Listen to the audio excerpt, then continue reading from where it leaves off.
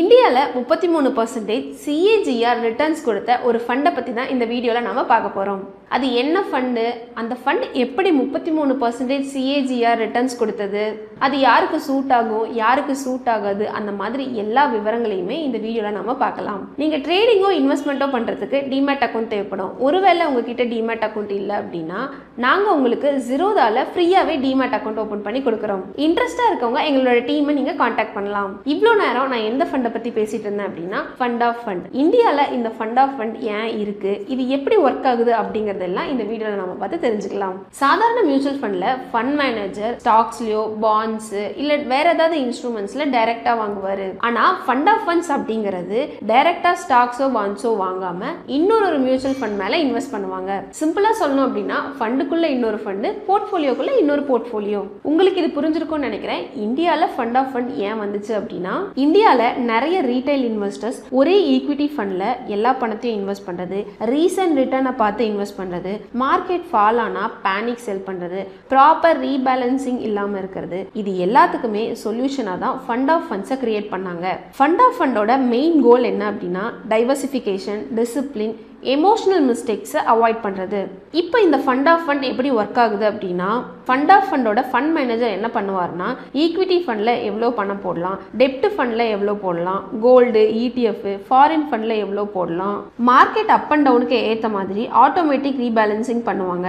Retail investors செய்யாத டிசிப்ளினை fund of fund ஆட்டோமேட்டிக்காக பண்ணோம். ஃபண்ட் ஆஃப் ஃபண்டில் என்னென்ன டைப்ஸ் இருக்குது அப்படிங்கிறத பார்க்கலாம். இந்தியாவில் equity fund of fund multiple equity ஃபண்ட்ஸில் இன்வெஸ்ட் பண்ணுவாங்க. அடுத்து டெப்ட் fund of fund income and ஸ்டெபிலிட்டியாக இருக்க ஃபண்ட்ஸில் இன்வெஸ்ட் பண்ணுவாங்க. அடுத்து hybrid or asset allocation fund of fund equity plus டெப்ட் பிளஸ் கோல்டில் இன்வெஸ்ட் பண்ணுவாங்க. International fund of fund foreign market எக்ஸ்போஷரில் இன்வெஸ்ட் பண்ணுவாங்க.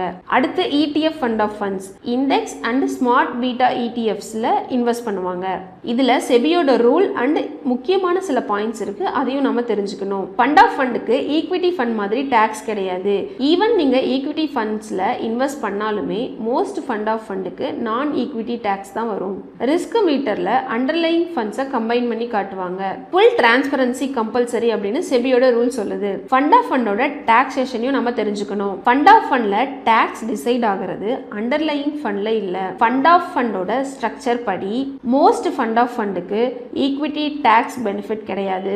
Short term slab rate, long term indexation benefit இது எல்லாமே கிடைக்கும். Tax post returns direct equity ஃபண்டோட compare பண்ணணும். காஸ்ட் ஸ்ட்ரக்சர் பத்தி பார்க்கலாம். ஃபண்ட் ஆஃப் ஃபண்ட்ல ரெண்டு எக்ஸ்பென்சஸ் இருக்கும். Underlying fund expense SEBI limit இருக்கு, ஆனாலும் டைரக்ட் ஃபண்டை விட காஸ்ட் அதிகமா இருக்கும்.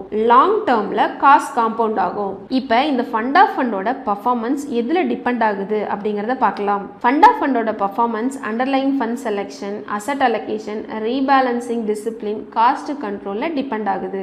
இதுல பாயிண்ட் டு பாயிண்ட் ரிட்டர்ன் மட்டும் பார்க்க கூடாது, volatility and downside control இம்பார்ட்டன்ட்டும் பார்க்கணும். டாப் பர்ஃபார்மிங் ஃபண்ட் ஆஃப் ஃபண்ட்ஸை நீங்க கூகுள்ல செக் பண்ணி வெரிஃபை பண்ணிக்கோங்க. இந்த fund of fund under perform ஆகுமா? ஆகும். எப்போ ஆகும் அப்படின்னா வெரி ஸ்ட்ராங் புல் மார்க்கெட் இருக்கும்போது, சிங்கிள் செக்டர் ரேலி நடக்கும்போது, பியூர் ஈக்விட்டி ஃபண்ட்ஸ் டாமினேட் பண்ணும்போது இந்த fund of fund under perform ஆகலாம். ஃபண்ட் ஆஃப் ஃபண்டுக்கும் டைரக்ட் மியூச்சுவல் ஃபண்டுக்கும் என்ன வித்தியாசம் அப்படின்னா ஃபண்ட் ஆஃப் ஃபண்ட்ல டைவர்சிஃபிகேஷன் ஹையா இருக்கும், டிசிப்ளின் ஸ்ட்ராங்கா இருக்கும், காஸ்ட் ஹையா இருக்கும், கண்ட்ரோல் லெஸ்ஸா இருக்கும். இதுவே மியூச்சுவல் ஃபண்ட்ல காஸ்ட் லோவா இருக்கும், கண்ட்ரோல் ஹையா இருக்கும், டிசிப்ளின் இன்வெஸ்டர் மேல தான் டிபெண்ட் ஆகும்.